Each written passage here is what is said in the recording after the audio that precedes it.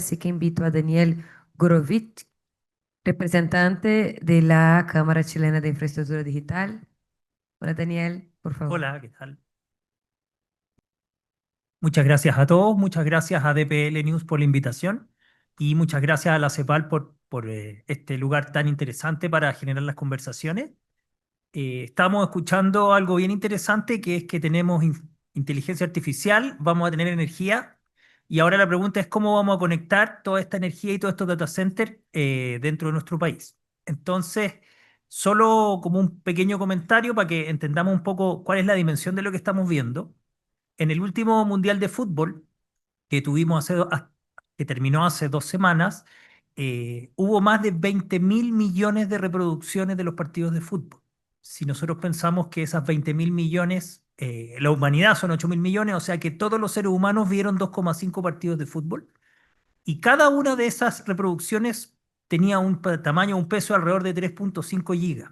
Cuando traté de hacer la multiplicación, la verdad que no pude, ni siquiera con inteligencia artificial, por la cantidad de ceros que era el consumo de datos que generó eso, que en el fondo impactó directamente sobre las redes de telecomunicaciones de todos los operadores del mundo y sobre todo los data centers del mundo. También leí por ahí que cada uno de los partidos generaba en el mismo estadio más de 500 a 600 teras de información de toda la gente que sacaba las fotos y que las transmitía a través de sus redes sociales, que son cifras que nosotros no podemos imaginar como de escala humana. De hecho, decía que el partido que más consumió fue la inauguración en el Estadio Azteca de México, más que todos los partidos de Estados Unidos. Ya, eso en el fondo significa una necesidad de una infraestructura de telecomunicaciones que por supuesto va de la mano con la energía necesaria para operarla, pero que son dimensiones que están mucho más grandes de lo que nosotros podíamos ver o hemos visto en los últimos, no sé, 24, 36 meses o hace 5 años. También Edgardo acá comentaba de TikTok, más de 1.000 millones de usuarios de TikTok. Cada uno está 30, 60, 90 minutos al día viendo los videos. Eso significa una generación de tráfico que realmente es algo que está fuera de nuestro alcance. Entonces, en nuestro país la situación no es tan distinta. Nosotros hemos visto que en la última década el tráfico móvil se ha multiplicado por 12 y se esperan tasas de crecimiento de al menos 20%. Esto quiere decir que para el año 2035 vamos a producir entre 8 a 10 veces más de tráfico de lo que estamos hoy día. Entonces, en este escenario, para que podamos seguir siendo un hub digital y podamos seguir teniendo tan buenos números como nuestro amigo Lorenzo nos mostró, es necesario desarrollar la conectividad y el Estado, o que en el fondo el Estado con mano de los privados tengan la necesidad o la obligación de poder desarrollar la infraestructura digital de forma importante.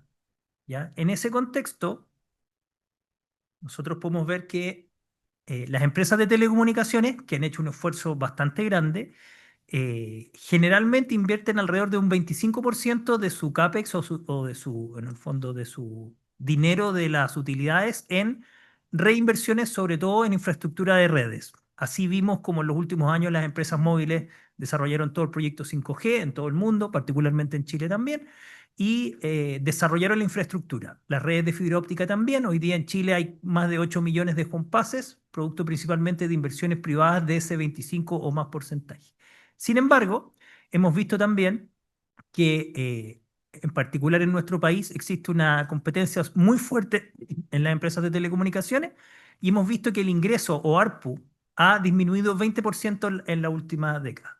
Por lo tanto, en el fondo, haciendo la suma sencilla, nos damos cuenta de que la industria ha tenido que generar una serie de eficiencias y una serie de medidas para poder básicamente subsistir desde el mundo privado y ha avanzado en lo que es compartición de infraestructura. Hay proyectos de Open RAN, hay proyectos de colaboración entre un montón de distintas iniciativas público-privadas. Sin embargo, llega un punto que se generan algunos costos que son como estructurales y que ya reducir esos costos se vuelve más complejo. Y uno de los fenómenos que nosotros hemos visto tiene que ver con el uso del suelo. Nosotros hicimos un estudio para IDICAM donde identificamos cuáles eran los valores del arriendo del suelo de las empresas hacia los dueños de los terrenos versus otras partes de Latinoamérica. y nos dimos cuenta de que Chile es el segundo país con el valor del suelo más alto de la región, solo superado por Uruguay y por Argentina, las zonas urbanas, y que por supuesto hay una diferencia importante entre la zona urbana y las zonas rurales. Las zonas urbanas principalmente son azoteas, son techos de edificios y son lugares como estadios de fútbol, hospitales, y las zonas rurales ya son en lugares más extensos y más abiertos como campos o como otros lugares. Ahora, si nosotros analizamos ese costo de arriendo de suelo o costo del suelo comparado, nosotros tres datos importantes. El primero, eh, la Subsecretaría de Telecomunicaciones, la Subtel, genera un modelo de empresa eficiente que se utiliza para calcular las tarifas de interconexión. En ese modelo de empresa eficiente se sostiene que el costo del suelo debería ser alrededor de un 15% del costo de operación total de un sitio. Eso incluye energía, incluye seguridad, incluye clima. ¿Ya? Ese sería como el modelo con el que el Estado básicamente garantiza o estima que las empresas operen de forma eficiente. Si nosotros nos vamos a la realidad, vamos a ver que no vamos a encontrar suelo por menos de un 30% del valor, que es un costo muy relevante para las empresas.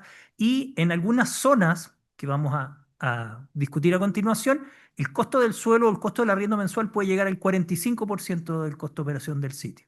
Entonces, en el fondo, aquí nos estamos encontrando con un problema estructural que, en contraposición con lo que conversábamos antes, dificulta mucho el desarrollo de infraestructura, sobre todo lo que tiene que ver con el desarrollo de la cobertura de las empresas de telefonía móvil. ¿Cuál es el problema que hemos visto? Primero que nada hay un problema de regulatorio o permisología, que es una palabra que está muy de moda ahora, y es principalmente que trasladar una torre, aunque ya esté funcionando, requiere un montón de procesos y un montón de permisos sectoriales que hacen que sea muy lento y muy engorroso su ejecución. Y muchas veces toma hasta más de un año. Por lo tanto, para las empresas de infraestructura, hacer este traslado significa un esfuerzo muy grande y en el fondo lo piensan muy bien antes de poder hacerlo. ¿Ya? Y entonces, ¿cuál es el efecto que esto produce? Que finalmente el operador no puede retirarse sin botar el servicio y que el propietario puede exigir la renta o se ve en una condición donde puede exigir una renta, digamos, sobrenormal del resto de la situación del sector. Entonces, finalmente se produce una situación de monopolio zonal, podríamos llamar, donde efectivamente los dueños de los terrenos pueden cobrar arriendos sobre el suelo que son mucho más elevados del valor promedio o del valor justo o eficiente o simplemente del valor que cobran sus vecinos y la gente de su sector.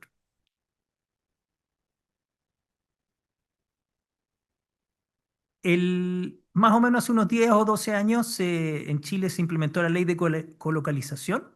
Esa ley fue súper eficiente en el sentido de que al compartir infraestructura reducíamos el impacto territorial del despliegue de antenas, principalmente porque no iba a ser necesario que cada uno de los operadores pusiera una antena al lado del otro. Entonces esta compartición de infraestructura hizo o mejoró la eficiencia de la industria y aceleró los despliegues de tecnologías, básicamente 3G, 4G y 5G.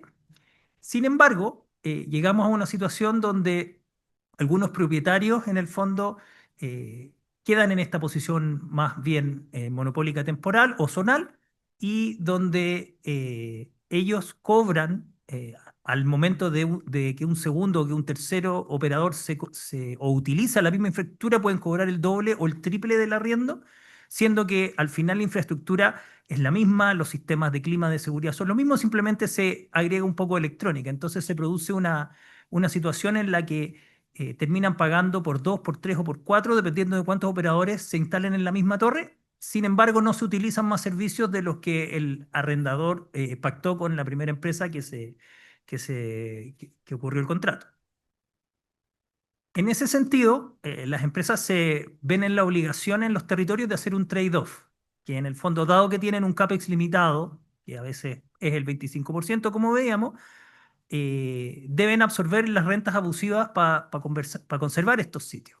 Y eso significa que tienen que desatender otros elementos, como por ejemplo mejorar la cobertura, construir nuevas torres, modernizar la capacidad de 4G o 5G, mejorar la capacidad. Entonces ahí también se produce un fenómeno que tiene que ver con la calidad de servicio, y es que principalmente, como son rentas altas, no hay un incentivo para que en las zonas donde hay un operador pueda haber dos o tres operadores. Por lo tanto, el área o los usuarios del área se ven enfrentados probablemente a un operador que no tiene tan buena calidad de servicios en algunos casos y no pueden tener la opción de cambiarse para mejorar. Por lo tanto, en esas zonas también se produce un fenómeno que impacta directamente a los usuarios, no solamente a las empresas, que tiene que ver con que la cobertura, la velocidad y la latencia en esas zonas es deficiente. En nuestro estudio nosotros hicimos un pequeño análisis de cuáles son estas zonas y quiénes son estos dueños de los terrenos, y nos dimos cuenta que había un patrón que se repite en la zona norte del país y en la zona sur.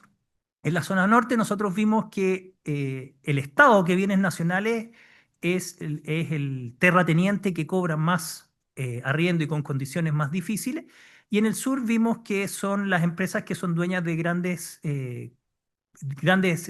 extensiones de terreno, las que también producen esta situación de monopolios zonales o geográficos.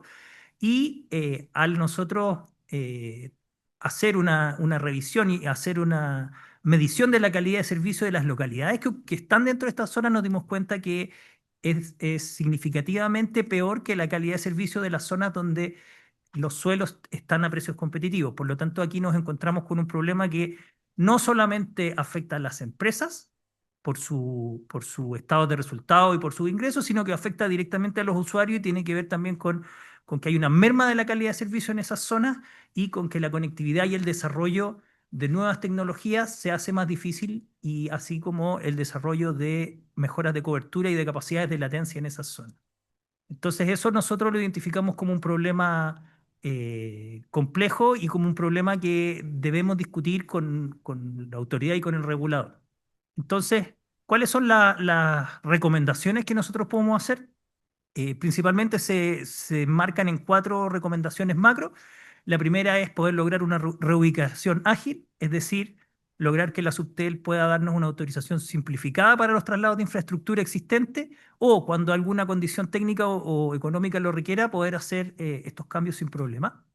La segunda es en la dirección de obras municipales, diferenciar la construcción de nuevas obras de los traslados y reemplazar el permiso nuevo que hay que sacar cada vez que uno puede cambiarse de sitio por un aviso de instalación y de reubicación dentro de un radio definido, para que pueda ser mucho más ágil el permiso y así las empresas desarrolladoras de infraestructura puedan buscar sitios alternativos ante esta situación de monopolio zonal.